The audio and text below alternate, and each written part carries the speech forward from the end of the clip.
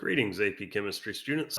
We're going to be starting Unit 9, Applications of Thermodynamics, and we're going to start by talking about one of the most misunderstood and difficult to understand concepts in chemistry, but I'll try to make it as simple as I can.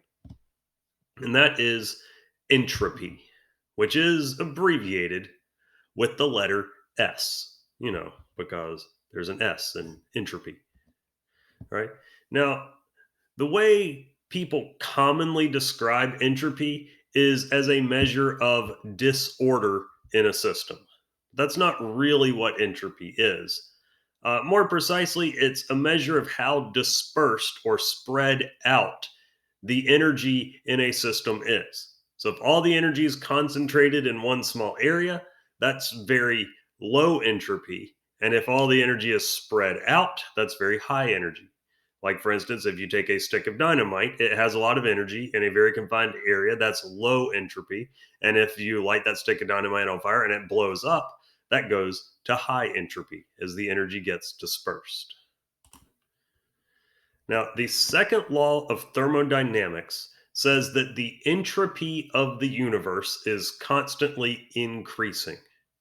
And for every process that is favorable and happens on its own, it increases the entropy of the universe as a result. Right?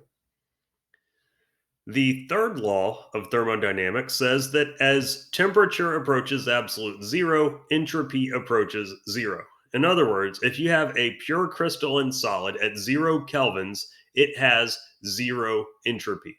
There is no energy dispersed into that crystal because at 0 kelvins it would have no entropy.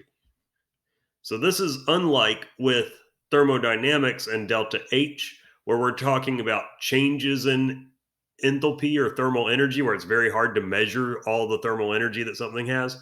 With entropy, we have a baseline point. We don't have to do like with delta H with enthalpy, where we say that an element in its standard state has zero enthalpy. For entropy, if you're at 0 kelvins, you've got zero entropy. The first law of thermodynamics is called the law of conservation of energy. Entropy is not conserved, it always goes up. And the zeroth law of thermodynamics, just in case you're wondering, is the law that defines that, yes, thermometers work, but you don't need to know that. You don't need to even memorize that these are the second and third laws of thermodynamics. You just need to know that these things are true. Right? So, if energy is like money, then spreading around the money would be increasing energy dispersal. So if you're like Lil Wayne and Fat Joe right here, that is increasing some entropy. Or if you're, say, the US Congress and you're going to start mailing everybody $1,400 checks, that would be increasing the entropy in the money supply in the United States. You're spreading it out. Now, in a chemical process, there are 5 ways that you can increase entropy. The first is changing state, going from a solid to a liquid, or a liquid to a gas, or a gas to a plasma, or going from solid directly to gas. Anything moving from the solid state up to the highest energy states of matter increases entropy, because in a solid, you're very confined in a small rigid area. As a liquid, it can move around.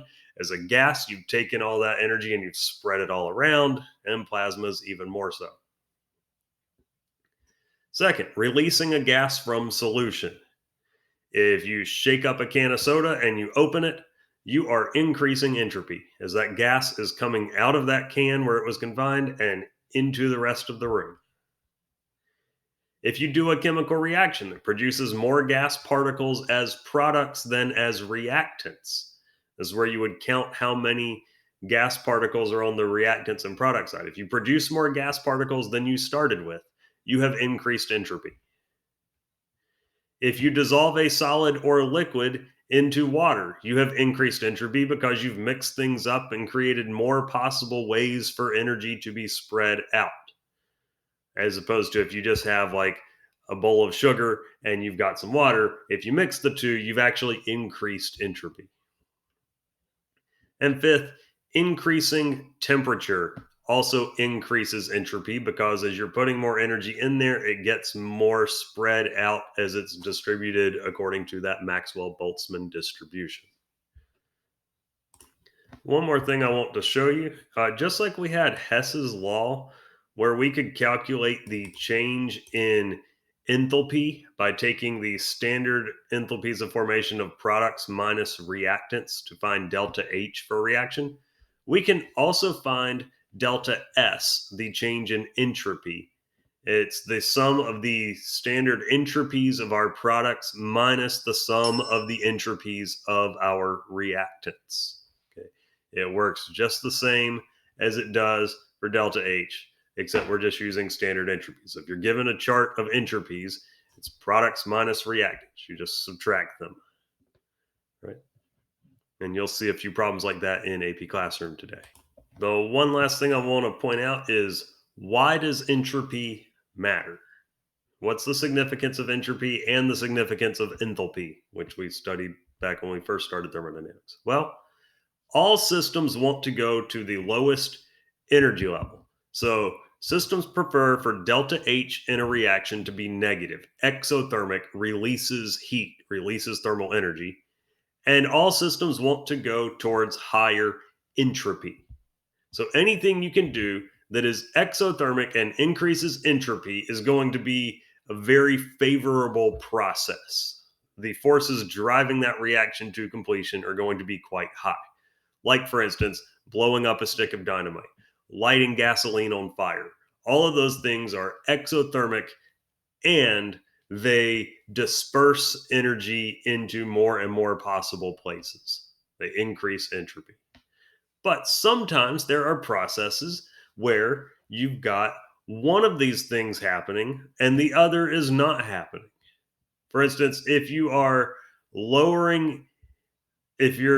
exothermic, but you're decreasing entropy, or you are endothermic, but increasing entropy.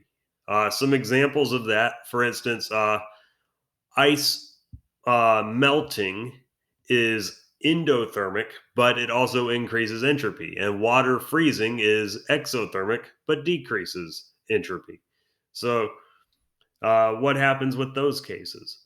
I can tell you, though, that any process that is both endothermic and decreases entropy is not a favorable thing.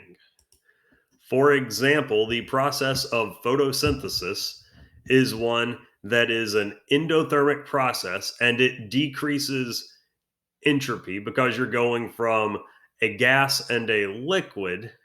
You're going with liquid water and you're going with gaseous carbon dioxide. And then your products, you've got some oxygen gas and then solid glucose. You have decreased entropy and it's endothermic.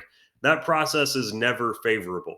And so photosynthesis cannot happen without some external source providing a mechanism to drive that reaction to completion. That would be the sun, obviously. So tomorrow we'll be analyzing what happens when these processes are in conflict, and it's going to lead us to a concept called Gibbs free energy.